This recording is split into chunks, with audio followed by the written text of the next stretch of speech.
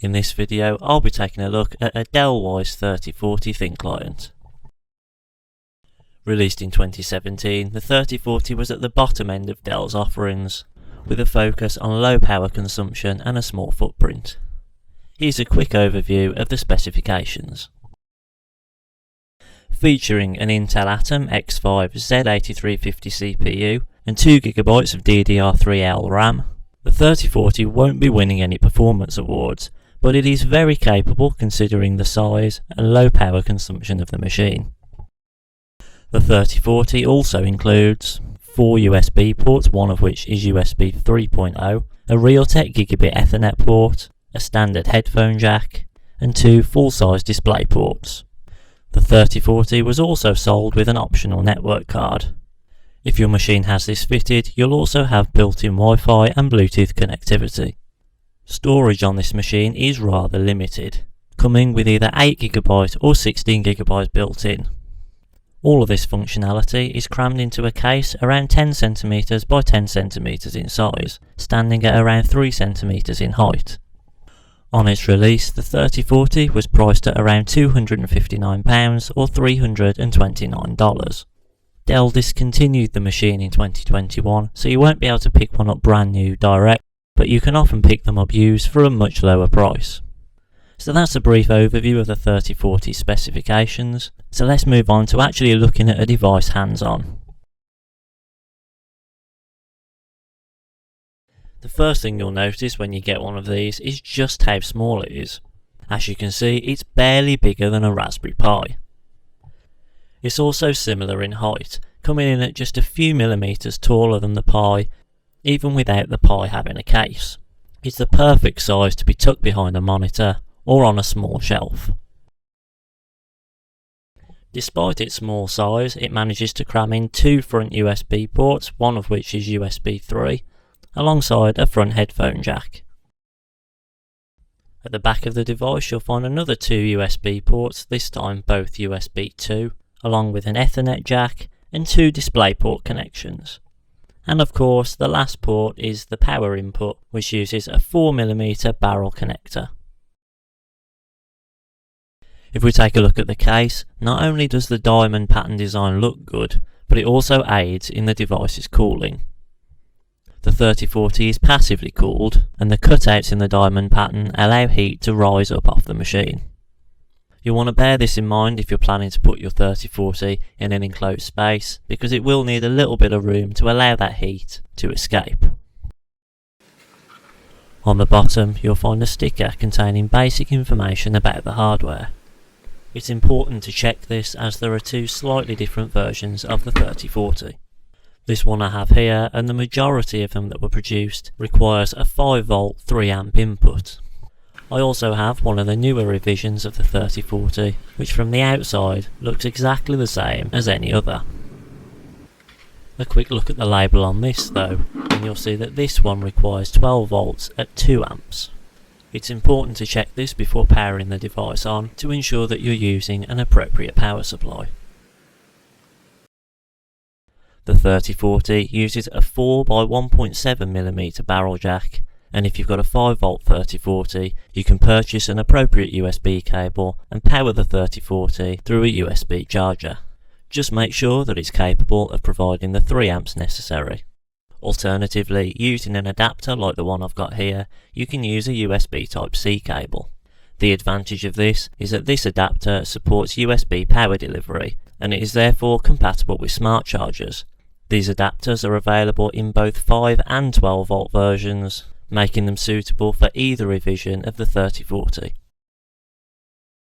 With the device powered up, let's take a look at the software options that are available.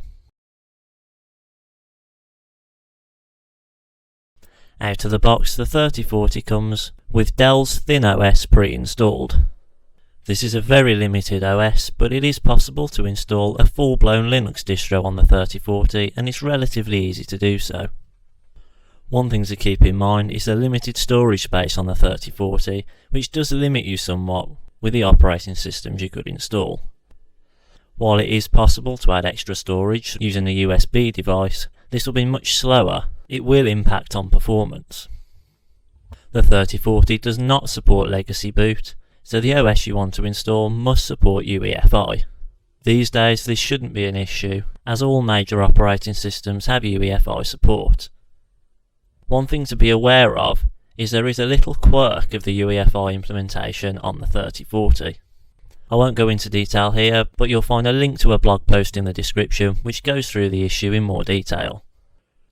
This only really applies if you're using a non-standard boot configuration. For most users who will stick with their distro's default bootloader, this is not going to be an issue. Some users have reported being able to run Windows on the device, but bear in mind that you'll need extra storage for this, and driver support is rather lacking for certain features, such as audio. All in all, with its Intel processor and more standard PC architecture, the 3040 will effectively run anything you can throw at it. Just keep in mind the limited RAM and storage space.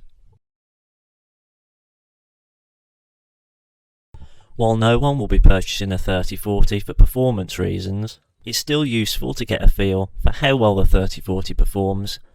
We ran some benchmarks to compare the 3040 to a Raspberry Pi 4. You'll find a link in the description with more details of these tests, including a link to the exact test profile we ran so you can compare your system to these results. But we'll have on screen now a quick overview of our findings. Generally speaking, the Pi 4 came out on top when it came to GPU performance, while CPU results were more of a mixed bag. There's really not much between them in terms of benchmark results, so if you're already familiar with the performance of a Raspberry Pi 4, this should give you a reasonable idea of what to expect from the 3040.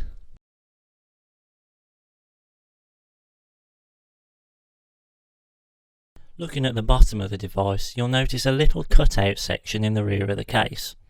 Using a spudger or a flathead screwdriver, you can gently push upwards on the bottom of the case and it should start to unclip quite easily.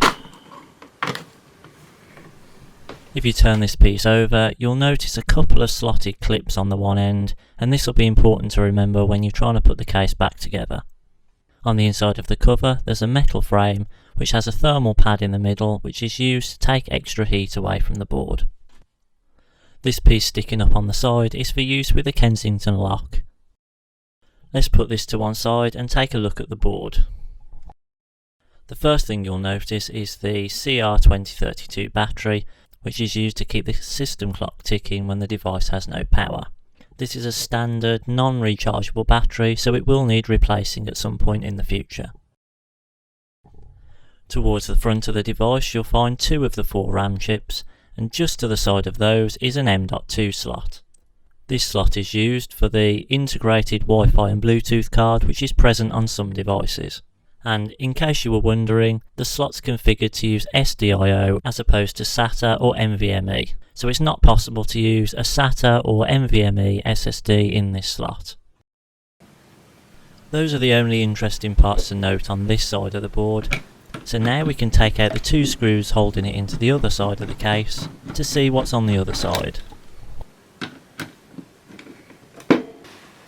With the screws removed, the easiest way to get the board out is to just lift these little latches either side of the front of the case and pull the front part of the case forward just slightly to free the headphone jack. You have to take care when doing this because there are a few other clips holding it in place, but it does only need to come forward slightly and it makes it a lot easier to get the board out. Using your spudger or screwdriver, again you should just be able to lift the board out.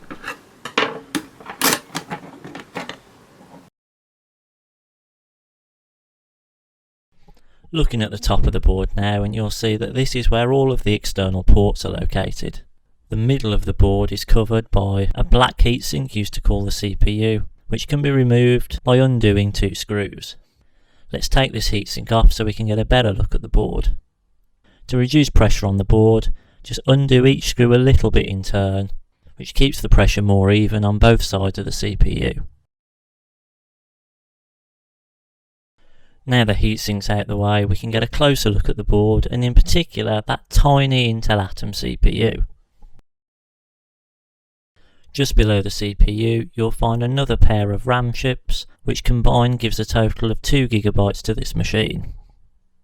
Just to the left of the CPU you'll find the NAND chip, which is used to provide the 8 GB of internal storage. And just below this, at the front of the board, we see the ALC 5672 audio chip used for the headphone jack. This little chip here is the Realtek 8111H, which is used to provide gigabit Ethernet.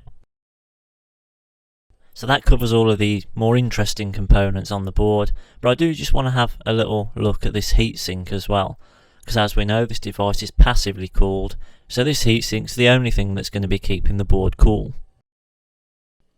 There are a couple of thermal pads on this heatsink, one of which goes over one of the chips. The other covers half of the eMMC, the other half being left completely uncovered. It's interesting to see that the RAM doesn't have any cooling, even though it is sat under the heatsink, or at least the RAM on the top side of the board. I've also opened up the 12 volt version of the machine that we took a look at earlier. Taking a quick look at the board, it's quite clear that there's actually very few changes between the two. The top side of the boards appear pretty much identical even with the heatsinks removed. Turning them over and looking at the rear of the board, we do see a few minimal changes, with a couple of differences next to the clock battery. Modern power controllers can often have their voltages tweaked with something as simple as a resistor change, and it is likely that that was the case here, which is why we see such minimal changes to the board. It's unclear why Dell would have made this change. However, if this was the only model they produced that ran off 5 volts, it was possibly changed to bring it into line with their other models. Well, I think that just about covers the teardown of the 3040, and indeed this video. Be sure to check out the links to our blog in the description, where we have a few articles covering the 3040 in more detail.